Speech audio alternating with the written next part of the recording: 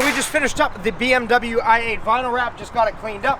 Wheels clean, tires dressed. What we did is wrapped every single piece of blue paint except for the rings around the BMW emblems. We thought that was a nice accent, so we left that alone. Customer decided to leave all of the black accents gloss black, which I think looks really good.